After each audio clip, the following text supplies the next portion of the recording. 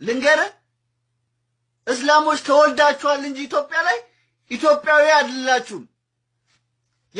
የእስላም ሀገር አይደለችም ያቺ ሀገር ግን ተወልዳችሁባታል ይሄንን ማወቅ አለባችሁ እዛ ሀገር ተወልዳችኋል መብት አላችሁ ግን የናንተ ሀገር አይደለችም ይሄንን አምናችሁ መኖር አለባችሁ ዛሬም ቢሆን ነገ ማለት ነው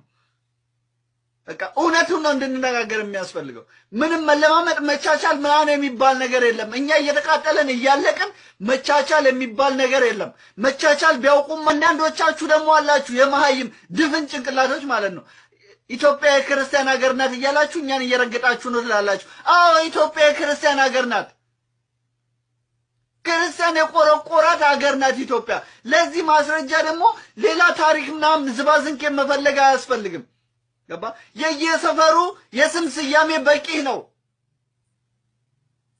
አንተ ብትሆን ኢትዮጵያን የቆረቆርካት እኮ በየመንደሩ የምትለው መሐመድ መንገድ እንትና መንገድ እያልክ ነበር የምትሰይመው ኢትዮጵያ አባቶቻችን ተዋህዶ አባቶቻችን ስለቆረቆሯት ነው ገባ የትኛው ታሪክ አለ እስቲ ኢትዮጵያ ውስጥ አንተ የውጭ ዓለም ቀርቶ አንተ የምትኮራበት እኮ በአክሱምና በላሊበላ እኮ ነው በተዋህዶ ቅርሶች እኮ ነው ሆድህን የምትሞላው የኢትዮጵያ መንግስት እኮ በጀት የሚያገኘው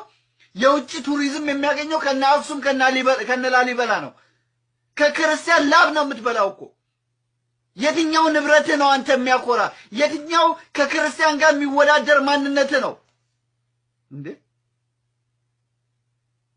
እምታምነው መጽሐፍ ራሱ እኮ ይነግራል ተሰደ ወደ ኢትዮጵያ እንደመጣ